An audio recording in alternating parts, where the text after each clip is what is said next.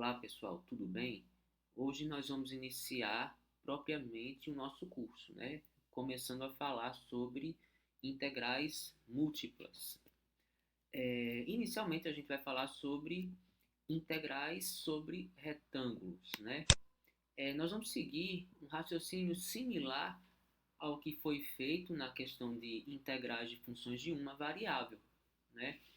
Então, nós temos uma função que é estritamente positiva dentro de um retângulo, AB, CD, em x vai de A até B, em Y vai de C até D, né?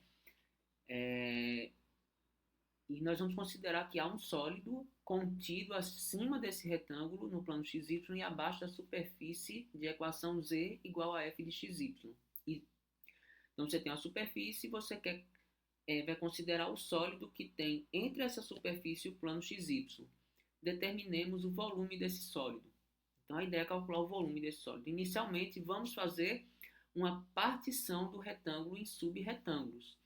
Então, no intervalo, nós particionávamos em subintervalos e o retângulo vai ser particionado em subretângulos. Para fazer a partição dos subretângulos, nós vamos particionar tanto o intervalo em x quanto o intervalo em y, né? Então, veja aqui nessa figura, nós particionamos o x em vários subintervalos e particionamos o y em vários subintervalos. E aí, quando nós fizemos essas partições, nós encontramos subretângulos, né? E aí nós vamos definir como notação, né, que ΔXi diz respeito à medida do intervalo i. Então, por exemplo, no intervalo 1 vai de x0 a x1. Intervalo 1 de x1 a x2 e assim sucessivamente. Intervalo 1 de x0 a x1, intervalo 2 de x1 a x2, o intervalo i de xi menos 1 a xi, de forma que a medida é xi menos 1, xi menos x índice i menos 1. Fazemos o análogo para y, de forma que a medida do intervalo y é o ΔYJ, que é a medida do intervalo que vai do yj menos 1 ao yj, e aí cada subretângulo desse vai ter uma área que nós vamos chamar de área ΔAIJ, que é o produto do ΔXi pelo ΔYJ. Então, nós estamos fazendo um caminho similar ao que nós fizemos para a partição de intervalos. Só que agora a gente está partindo do retângulo. E aí, quando nós pegamos essa região R e pensamos na curva que está acima dela, nós temos mais ou menos isso daqui. Você tem uma superfície, Z igual a f de xy, né?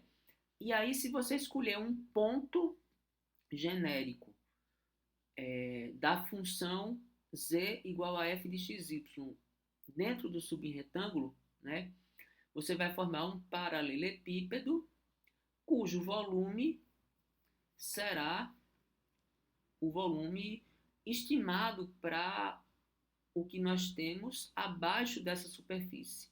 E se nós fizermos isso em todos os subretângulos, nós vamos estar preenchendo a parte que está abaixo dessa curva de maneira aproximada.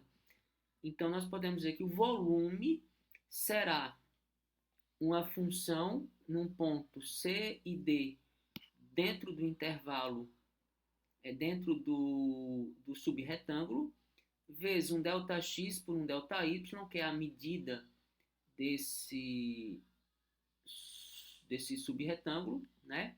ΔA, e nós vamos fazer uma soma em todos os intervalos i de x e todos os intervalos j de y.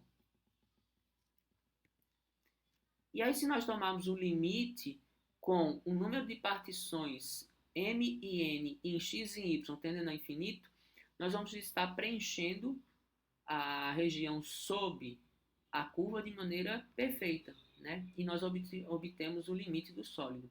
E aí, o que nós temos de informação aqui, né? Esse limite da soma de Riemann é chamado de integral dupla de R, integral dupla de F sobre o retângulo F, e corresponde ao volume que está abaixo de F no retângulo R. Então, é uma definição análoga à que nós tivemos lá no cálculo 1, né, em que fala que a integral é a área sobre a curva, né, e é o limite da soma de Riemann da função de uma variável. Integrais iteradas. Bom, aqui a gente vai ver como é que a gente calcula essas integrais, né? E essa primeira regra mostra que é bem tranquilo, né? Ele diz que o cálculo de uma integral dupla a partir da definição seria bastante trabalhoso, né? Mas nós podemos entender como integral iterada. Suponha f uma função contínua no retângulo e se na integral de CAD de f de xy dy considerarmos o x fixo, nós estamos integrando a função f parcialmente em y no intervalo CD, né? E analogamente, se nós considerarmos a integral de a a b de f de xy dx, nós estamos integrando parcialmente em x, porque aqui a integral é em x, o y vai ser tratado como constante, né? Então, nós podemos resolver a integral dessa forma. Nós podemos pegar essa integral aqui dentro em y, resolver, e depois pegar o resultado e integrar em relação a x. Ou o contrário, inverter a ordem de integração, depois a gente vai ver direitinho como é que isso funciona, integrar a função interna em x e depois integrar em y. Vejamos um exemplo, né? Eu quero a integral dupla de x ao quadrado y no intervalo 0, 2 em x e no intervalo 1 e 2 em y. Se nós encararmos isso como uma integral iterada, né, nós vamos resolver primeiro a integral parcial de x ao quadrado y dx, né? Integrando o y a gente trata como uma constante, ele fica aí do mesmo jeito. X ao quadrado dá x ao cubo sobre 3. Vamos aplicar os limites de integração, né? Aí nós aplicamos o x igual a 2 e o x igual a 0 aqui, né? Efetuamos as contas. E agora nós temos uma função que nós vamos integrar em y, né? Então, repete 8 terços, a integral de y é y ao quadrado sobre 2, de 1 a 2. E aí nós aplicamos o teorema fundamental do cálculo e chegamos ao resultado da integral, que é 3 meios.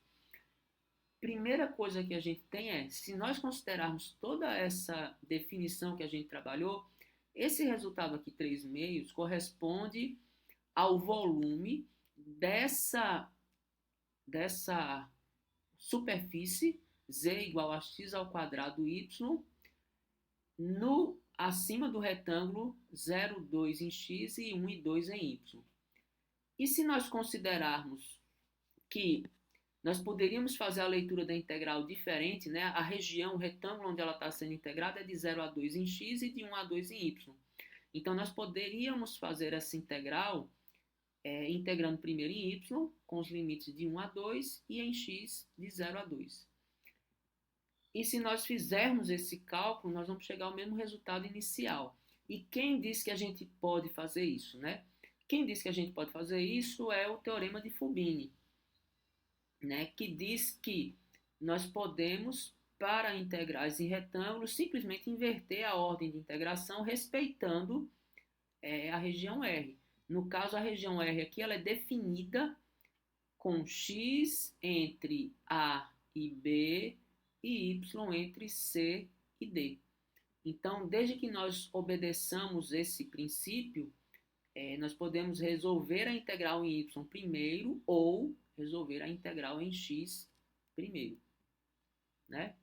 E aí nós temos um outro exemplo, que é para determinar o volume do sólido abaixo do plano 3x mais 2y mais z igual a 12 e acima do retângulo R. Primeira coisa, devemos, antes de mais nada, determinar a região R. Para o caso de retângulos é bem tranquilo, dá para você, com a prática, montar a integral sem precisar montar a região.